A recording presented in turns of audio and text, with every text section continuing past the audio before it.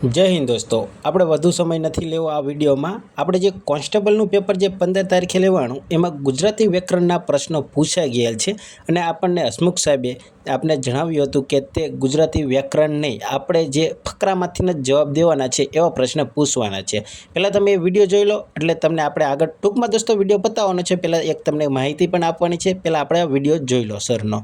બીજું જે છે કોમ્પ્રિહેન્શન ઇન ગુજરાતી લેંગ્વેજ, એટલે કોમ્પ્રિહેન્શન એટલે કે સમજવું, બરાબર છે. એટલે ગુજરાતી વ્યાકરણનો અભ્યાસક્રમમાં સમાવેશ નથી, પણ કોમ્પ્રિહેન્શનનો છે. એટલે ફકરા પરથી પ્રશ્નોના જવાબ આપવાના છે.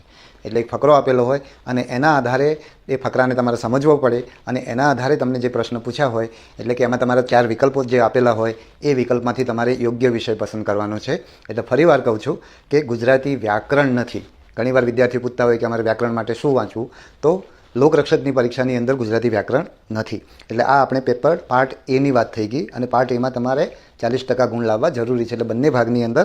તો દોસ્તો તમે વિડીયો જોઈ લીધો. સરે ચોખ્ખું જ કીધું છે કે વ્યાકરણના પ્રશ્નો નથી પૂછવાના. અને દોસ્તો મારા ખ્યાલથી તમે આ બધા વિડીયો જોઈ લીધો હોય છે.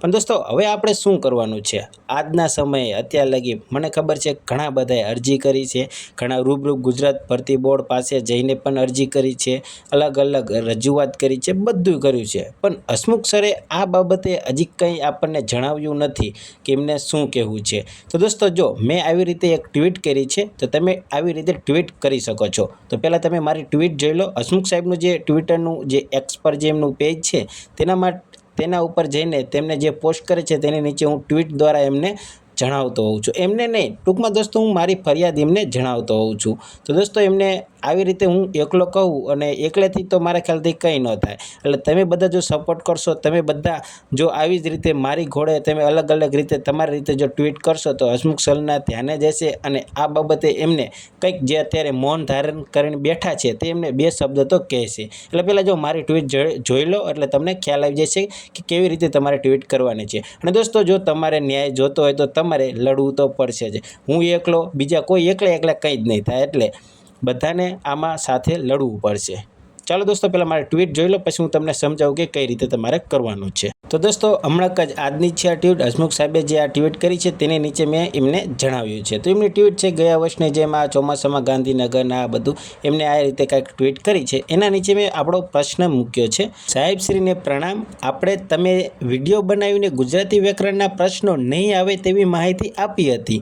તો સર આપશ્રીએ જણાવવાનું છે કે જણાવ્યું તે મુજબ LRDનું પેપર ના હતું. તો સર આપ આ વિવાદમાં તમે તમારો મત મૂકો. એટલે કે દોસ્તો મેં મારી રીતે નમ્ર વિનંતીથી સારી રીતે કંઈ આપણે કોઈ ગુસ્સા સાથે કે એવી રીતે કંઈ જ રજૂઆત નથી કરવાની.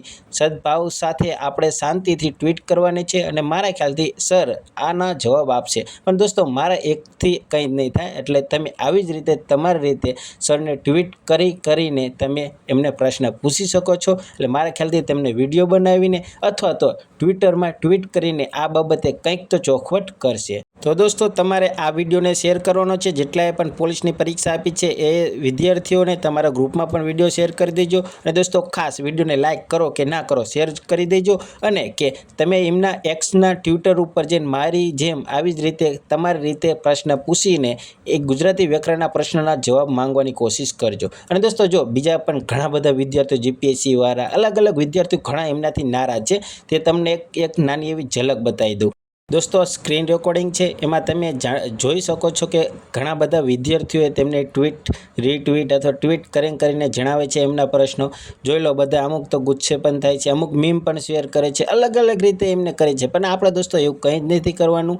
શાંતિથી આપણે નમ્ર વિનંતીથી આપણે તેમની પાસે જવાબ લેવાનો છે. અને મારા ખ્યાલથી દોસ્તો એમને જવાબ આપશે જ તે અને આપવો પણ પડશે. જો આપણે ઝાઝા જણા પૂછશું તો મારે એકથી કંઈ નહીં થાય. એટલે દોસ્તો તમે આ વિડીયોને શેર કરજો અને જઈને રીટ્વીટ અથવા તો ટ્વીટ કરજો અને તેમની પાસે માહિતી જાણવાની કોશિશ કરજો. મારા ખ્યાલથી જો 2 થી 3 હજાર પણ વિદ્યાર્થી આવી રીતે રીટ્વીટ કરી દેશે ને તો હસમુખ સરના એમ થાય છે કે ના જવાબ તો દેવો જ પડશે. એટલે અને દોસ્તો એમને જવાબ દેવો જ પડશે. આની ચોખવટ તો કરવી જ પડશે. એટલે તમે દોસ્તો એક એટલો સપોર્ટ કરજો અને વિડીયોને શેર કરી દેજો. આ તમે બધું જોઈ શકો છો. જો બધાએ પણ આવી રીતે ટ્વીટ કરીને એમના પ્રશ્ન જણાવે છે. જીપીએસસીમાં પણ અત્યારે હાલ કાંક લગભગ ઘણા બધા પ્રશ્નો રદ કરવાની માંગ ઉઠી છે અને રદ પણ થયા છે, એવું બધું છે. એ તો મને ખ્યાલ નહીં. આપણે દોસ્તો ગુજરાત પોલીસ ભરતીની જ એક વાત કરી રહ્યા છીએ આ વિડીયોમાં, એટલે આપણે ગુજરાતી વ્યાકરણના પ્રશ્નોનો જવાબ લેવાનો છે. તો દોસ્તો તમે ખાસ કરીને ત્રીજી વખત આ વિડીયો હું તમને કહીશ કે તમે રીટ્વીટ જરૂર કરજો. તમે ટ્વીટ દ્વારા જણાવજો, એમની પાસે જવાબ માંગજો, એટલે બધા જ આપણે માંગીશું તો જવાબ આપશે.